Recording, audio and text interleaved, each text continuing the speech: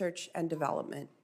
These investments will help ensure the United States remains a global leader in innovation for critical and emerging technologies such as artificial intelligence and quantum computing.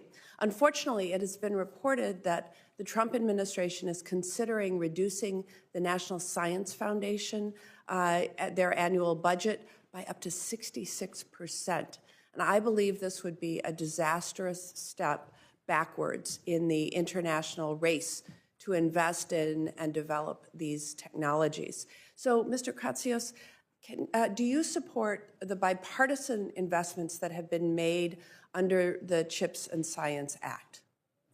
I generally have for many years supported the important role that federally funded early-stage basic pre-competitive research plays in the ecosystem. So is that a yes as far as the CHIPS and Science Act? I think components of the CHIPS and Science Act are extremely important for ensuring U.S. leadership in semiconductors and the broader AI ecosystem.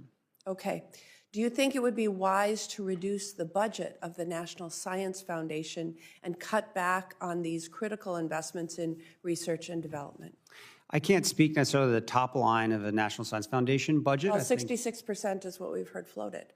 So I'll defer to the president and OMB as they decide those top lines. But to me, I think what's important is, in some sense, the absolute number, but more importantly, how the dollars that actually are budgeted and ultimately appropriated are spent, and prioritizing them in areas of national interest. When I served as the U.S. CTO in the last administration, even in constrained budget environments, we spent a lot of time trying to ensure that we're prioritizing investments in the areas that were most critical for the future of American prosperity. But you wouldn't rule out a 66% cut in NSF funding? I would defer again to the process that the president and OMB are going to lead. Thank you. We know that in order to remain a global leader, we need our best and our brightest, regardless of their gender, their race, their ethnicity, their sexual orientation, to be on the front lines in these research careers.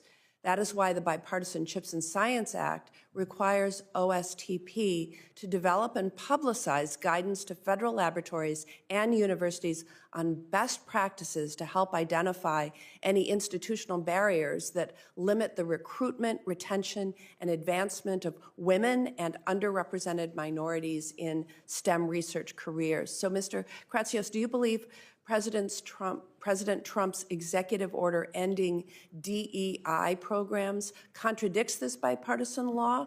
And do you commit to executing this OSTP directive in the law, even if you're directed by President Trump not to?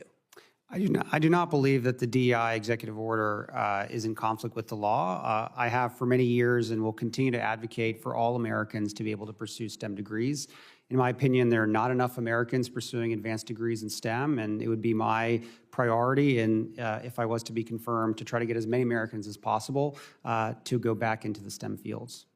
Thank you. Mr. Medor, I really appreciate your taking the time last week to stop by to discuss some of the critical issues that are before the Federal Trade Commission.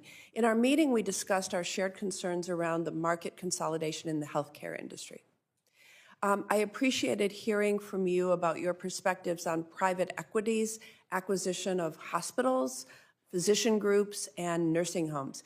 Can you share with the committee what role you believe the Federal Trade Commission has in the interest of healthcare quality and costs? Thank you for raising that topic. The FTC plays a critical role in its antitrust enforcement duties to ensure that our markets remain competitive. That includes both preventing anti-competitive conduct, but also policing mergers to ensure there's not undue consolidation within any individual market. There, it's important to look at the competitive effects of a merger, regardless of who's purchasing it, to ensure that in the aftermath, we're going to have a competitive status quo, that competition will be maintained so that all healthcare providers feel that need to continue to provide better quality services to the patients. I thank you. Since I only have 20 seconds left, Mr. Kratsios, you may answer this either here or for the record. You come to this role with significant prior experience with artificial intelligence. With respect to healthcare, I want to know what role you believe AI has in our healthcare systems, and what, if any, guardrails you think should be in place.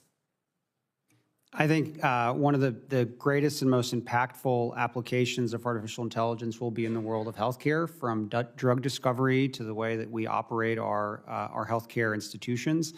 So there's a tremendous opportunity both at places like HHS and in the private sector to make an impact.